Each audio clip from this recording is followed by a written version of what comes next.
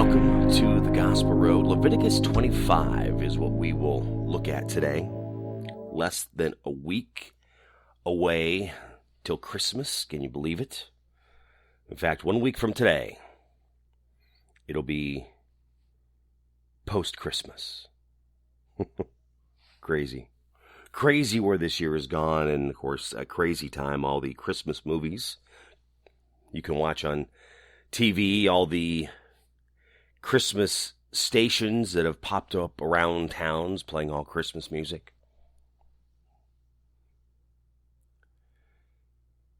And here we are coming off another year of not sure. You know, they talk about 2020 and 2021 still one for the books.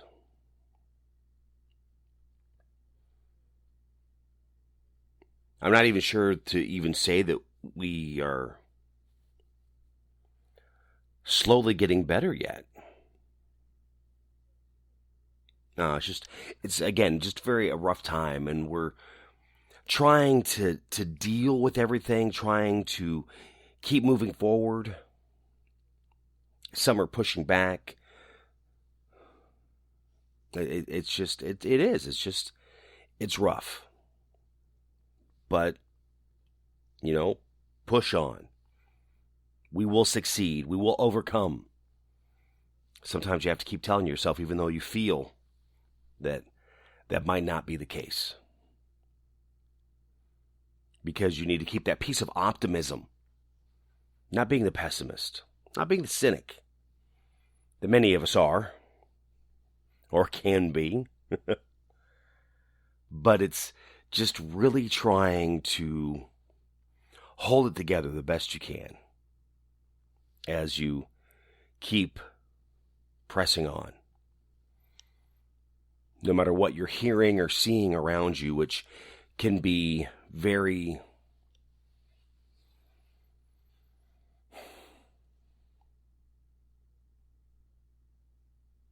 depressing. Not sure that's the word that I want to use, but there's just days, kind of brings you down. But you do the best that you can. Again, still, the busy time of the year, though, because it is busy, at least I know where I am. There's so much more traffic on the roads. In fact, they say that we have even exceeded pre-pandemic levels of traffic for us here in Des Moines. I know we just had a ton of people move in to my area in 2020 in our surrounding area, and there's a lot more traffic on the road, which then brings more frustration. So I know we are just growing quicker than I'm sure they thought we ever would. I know being a kid in this area and comparing to now, it's just so different. But let's get going with this. Leviticus 25 says, "The Lord spoke to Moses on Mount Sinai, saying, 'Speak to the people of Israel and say to them, when you come into the land that I give you, the land shall keep a Sabbath to the Lord.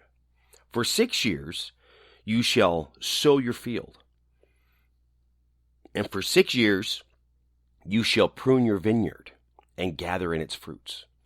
But in the 7th year there shall be a Sabbath of solemn rest for the land, a Sabbath to the Lord. You shall not sow your fields or prune your vineyard. You shall not reap what grows of itself in your harvest, or gather the grapes of your undressed vine. It shall be a year of solemn rest for the land.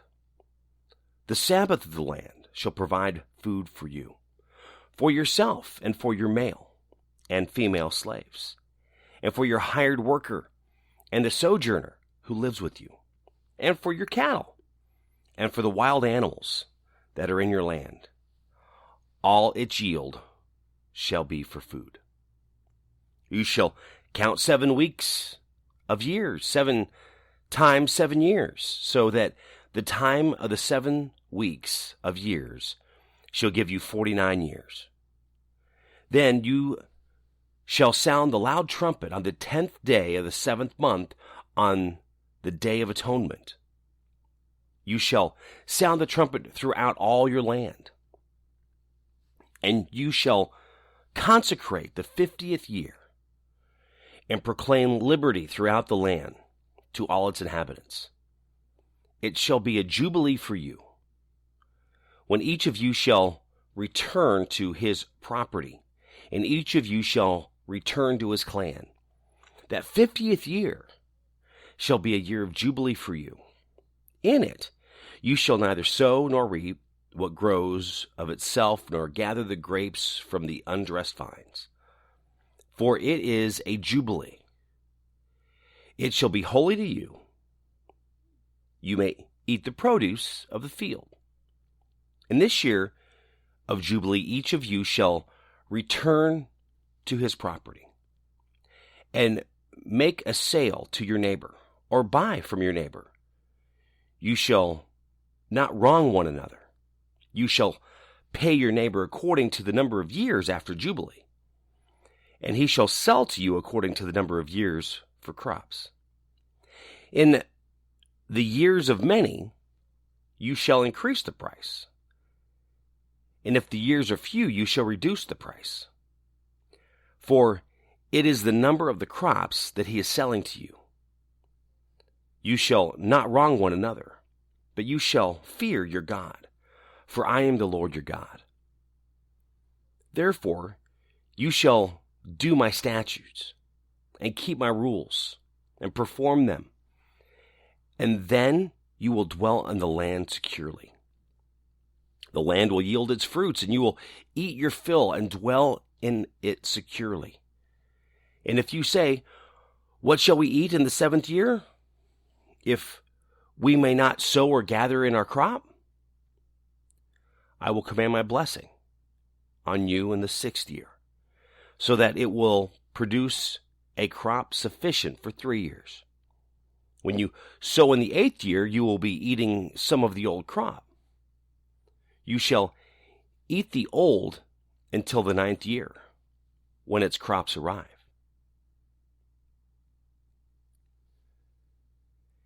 The land should not be sold in perpetuity, for the land is mine.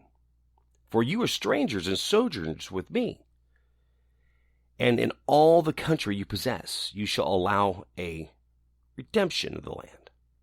If your brother becomes poor and sells part of his property, then the nearest redeemer shall come and redeem what his brother was sold. If a man has no one to redeem it, and then himself becomes prosperous and finds sufficient means to redeem it, let him calculate the year since he sold it, and pay back the balance to the man who he sold it, and then return to his property. But if he does not have sufficient means to recover it, then what he sold shall remain in the hand of the buyer until the year of Jubilee. In the year of Jubilee it shall be released, and he shall return to his property. If a man sells a dwelling house in a walled city, he may redeem it within a year of its sale. For a full year he shall have the right of redemption. If it is not redeemed within a full year, then the house in the walled city shall belong in perpetuity to the buyer throughout his generations.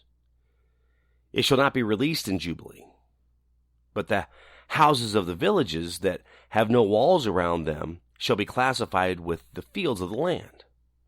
They may be redeemed, and they shall be released in Jubilee. As for the cities of the Levites may redeem any time the houses in the cities they possess. And if one of the Levites exercises his right of redemption, then the house that was sold in a city that possesses shall be released in the Jubilee. For the houses in the cities of the Levites are their possession among the people of Israel, but the fields and pasture land belong to their cities may not be sold, for that is their possession forever. If your brother becomes poor and cannot maintain himself with you, you shall support him, and through he were a stranger and a sojourner, and he shall live with you. Take no interest from him or profit, but fear your God, that your brother may live beside you. You shall not lend him your money at interest, nor give him your food for profit. I am the Lord your God, who brought you out of the land of Egypt to give you the land of Canaan and to be your God. If your brother becomes poor beside you and sells himself to you, you shall not make him serve as a slave. He shall be with you as a hired worker and as a sojourner. He shall serve with you until the year of Jubilee. Then he shall go out from you, he and his children with him, and go back to his own clan, and return to the possession of his fathers. For they are many servants. They are my servants, whom I brought out of the land of Egypt. They shall not be sold as slaves. You shall not rule over him ruthlessly, but shall fear your God. As for your male and female slaves, whom you may have, you may buy male and female slaves from among the nations that are around you. You may also buy from among the strangers who sojourn with you, and their clans that are with you, who have been born in your land, and they may be your property. You may bequeath them to your sons after you to inherit as a possession forever. You may make slaves of them, but over your brothers, the people of Israel, you shall not rule over one another ruthlessly. If a stranger or a sojourner with you becomes rich, and your brother besides him becomes poor and sells himself to the stranger or sojourner with you or to a member of that stranger's clan, then after he is sold, he may be redeemed. One of his brothers may redeem him, or his uncle, or his cousin may redeem him, or a close relative from his clan may redeem him. Or if he grows rich, he may redeem himself. He shall calculate with his buyer from the year when he sold himself to him until the year of Jubilee. And the price of his sale shall vary with the number of years. The time he was with his owner shall be rated as the time of a hired worker. If there are still many years left, he shall pay proportionally for his redemption some of his sale price. If there remain but a few years until the year of Jubilee, he shall calculate and pay for his redemption in proportion to his years of service. He shall treat him as a worker hired year by year. He shall not rule ruthlessly over him in your sight. And if he is not redeemed by these means, then he and his children with him shall be released in the year of Jubilee. For it is to me that the people of Israel are servants. They are my servants, whom I brought out of the land of Egypt. I am the Lord your God. Leviticus 25. Man, could you even think about that?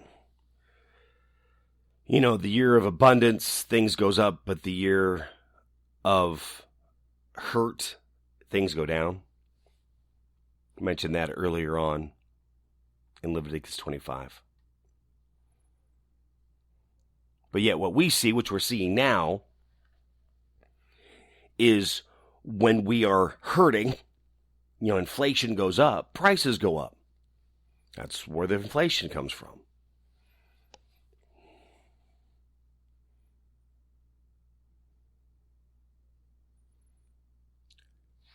Things are so off balance. Have been for years, though. This isn't new. We're doing the best that we can. Some are, some not so much. Some just kind of live what they live. Some not wanting to work. Wanting to live off the government. I mean, there's certain things that we just have to do. I was having a conversation the other day, and we're talking about school and how, it's the whole, not everyone is offered the same thing. Not everyone is offered the same opportunities. And then, of course, it turns into some race discussion or this and that. And, when you're poor, you're poor. There's just no way around it. I don't care who you are. When you're poor, you're poor. I know. I know what it's like growing up that way.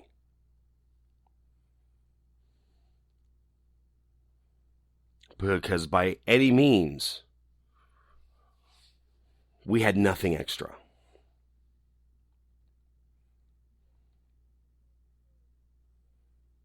And by many conversations, speaking of what is offered, you could say I was not offered a lot, not encouraged a lot either.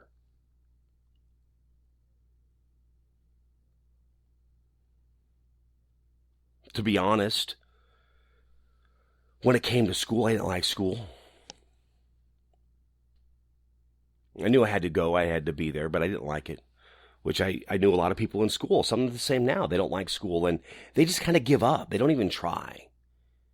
It's all that mindset that you have on how you do things. Now, for me, I didn't like school.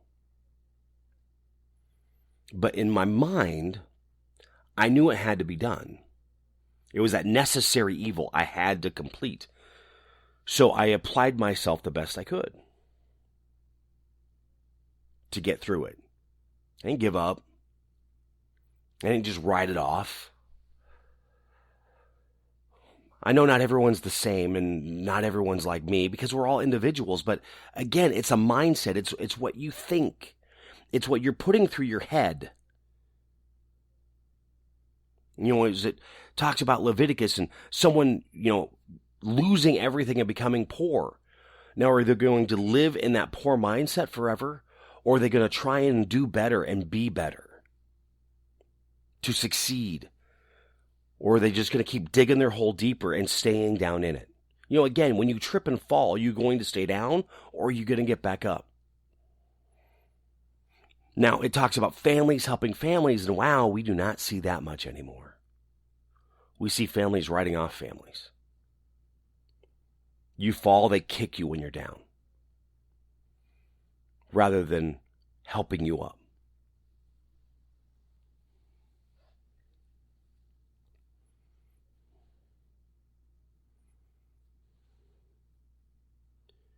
There is responsibility that we have to learn, and we have to be responsible.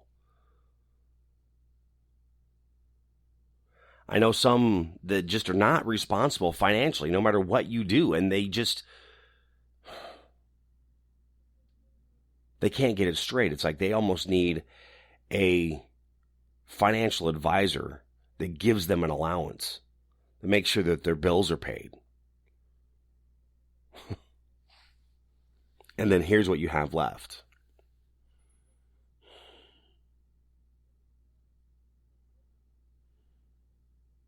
It's frustrating. But again, we are all different. We're all individuals. But how are you going to help somebody be better? How are you going to help them become stronger, to understand? Now, some people, it takes a while for them to learn it, and there's some that probably never will. I mean, I have a friend I want to just keep kicking because they're not learning very easily, not learning very quickly, and they just keep doing whatever. It's like responsibility.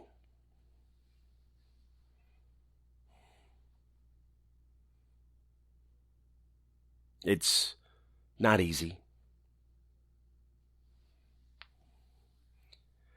I've seen on social media this a gentleman, and it's adults against adulting. I want to join.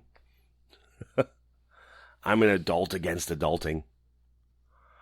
Because there's days you just want to break.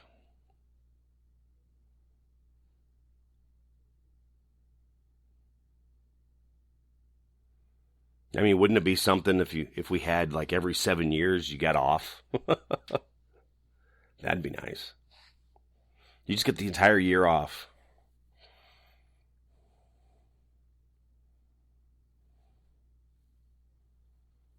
Talking about the Sabbath, which we have that, the 1 day a week that you give to God. Work 6, take the 7th off. We don't see that much anymore, and I'm not sure we've seen that for a long time. In fact, I would probably beg to say that even going back into biblical times, for it to be said, it wasn't common. Not a common practice.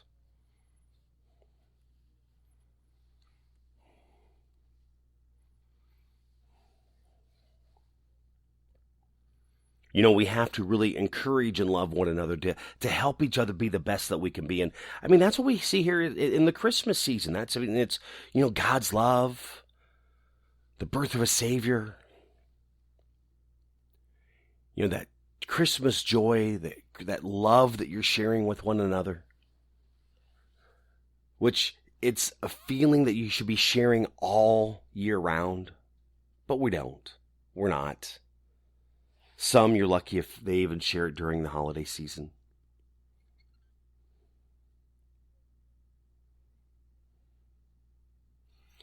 I know it just can be so frustrating because of where we are, where we're not.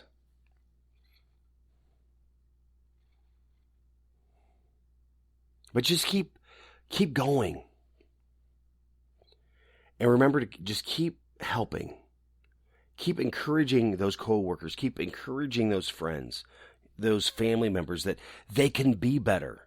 Because as we are wanting to grow to be better, we want them to be better.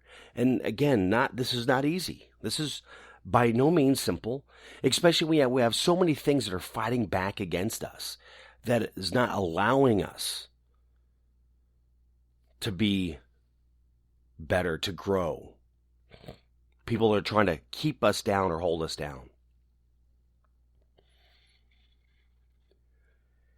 Depending on where you are, colder, so this is the time of season that you always just seem to be nose clogged. Just remember, things will be better. Just remember that you are loved. And we need to remember to show that love, to help them, to help others. Leviticus 25. Read that. How does it help you be better? See, one thing I see here is how it was talking about not being ruthless. We don't want to be ruthless. We want to be loving and caring.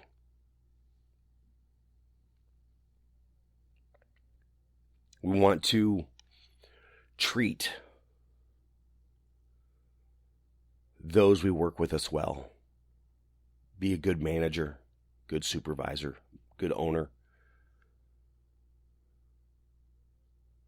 rule with love, lead with love. Not really ruling, but leading. Lead with love.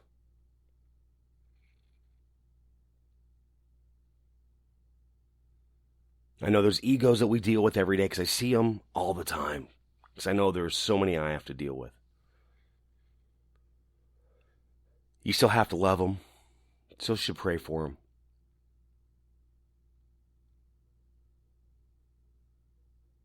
God can do something to help them.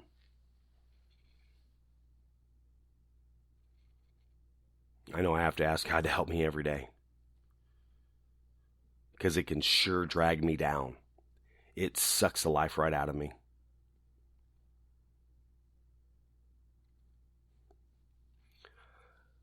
Leviticus 25. Read that today. How does it help you become better today than you were yesterday? To be better tomorrow than you are today. If you enjoyed this, be sure to share it with others on social media.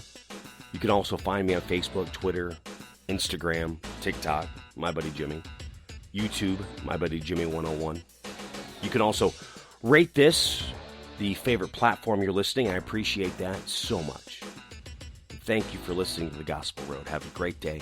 God bless. And Merry Christmas. Spinal adjustments provided by Dr. Chad Rolfson. The Spinal Tuning Chiropractic Center is a Des Moines area low flat fee per month unlimited chiropractic care practice. When life happens, just adjust. Schedule today at spinaltuning.com. Barbecue provided by Kenny's Rib Wagon, catering ribs for your pleasure and serving daily at Plaza Pub, 62nd and Douglas in Des Moines, across from Merle Hay Mall. Find Kenny's Rib Wagon on Facebook. The Jimmy Olsen Radio Network.